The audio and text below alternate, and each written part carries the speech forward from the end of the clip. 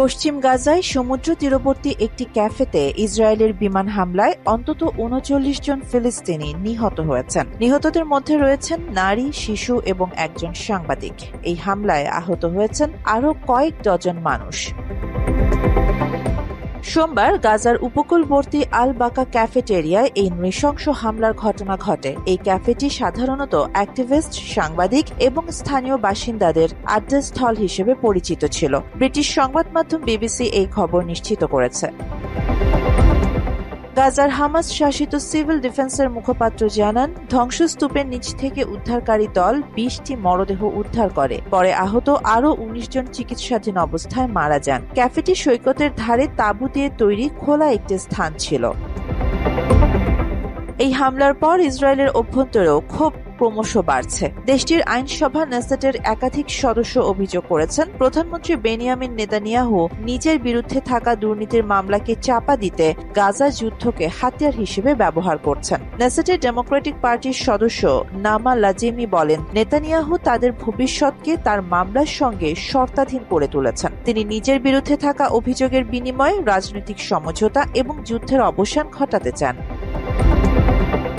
মার্কিন president Donald Trump নেতানিয়াহুকে দুর্নীতির মামলায় ছাড় দিতে সরাসরি আহ্বান জানিয়েছেন। তিনি বলেন, তারা ইসরায়েলকে প্রতি বছর যে বিপুল পরিমাণ সহায়তা দেন তা মাথায় রেখেই তারা বলছেন নেতানিয়াহুকে ছেড়ে দিন। এই মন্তব্যকে কেন্দ্র করে যুক্তরাষ্ট্র ইসরায়েল সম্পর্কেও নতুন করে উত্তেজনা তৈরি হয়েছে।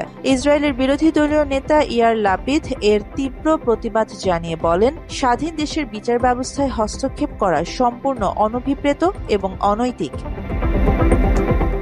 ফিলিস্তিনি স্বাধীনতাকামী সংগঠন হামাস জানিয়েছে, গাজা থেকে ইসরায়েলি সেনা প্রত্যাহার এবং ফিলিস্তিনি বন্দীদের মুক্তির বিনিময়ে তারা সব ইসরায়েলি জিম্মিকে মুক্তি দিতে প্রস্তুত। কিন্তু নেতানিয়াহু এই শর্ত প্রত্যাখ্যান করেছেন এবং গাজায় সামরিক অভিযান অব্যাহত রেখেছেন। গত অক্টোবর থেকে এখন পর্যন্ত গাজায় ইসরায়েলি অভিযানে নিহতের সংখ্যা ৫৬,৪০০ জন ছাড়িয়ে গেছে।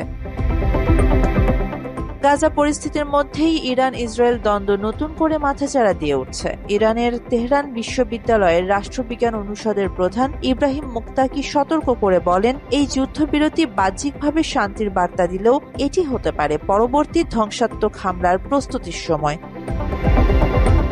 তিনি জানান, ইরানের বিরুদ্ধে যুক্তরাষ্ট্র ও ইসরায়েল আগামী ৭ দিনের মধ্যে আবারও হামলা চালাতে পারে। ইরানের সামরিক প্রধান আব্দুর রহিম মুসাভি এবং সাবেক ন্যাটো কর্মকর্তা ইউসুফ আলাবার্দা একই ধরনের আশঙ্কা প্রকাশ করেছেন।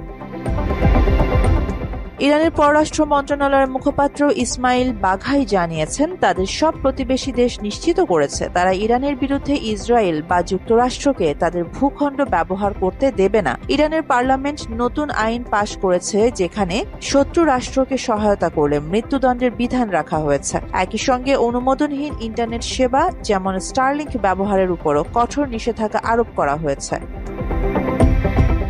ইরানের শীর্ষ শিয়া ধর্মীয় নেতা আয়াতুল্লাহ নাসের মাকারেম সিরাজি ইসরায়েলি প্রধানমন্ত্রী নেতানিয়াহু এবং মার্কিন প্রেসিডেন্ট ট্রাম্পের বিরুদ্ধে ফতোয়া জারি করেছেন। তিনি তাদের আল্লাহর শত্রু আখ্যা দিয়ে মুসলিম বিশ্বকে ঐক্যবদ্ধ হওয়ার আহ্বান জানিয়েছেন।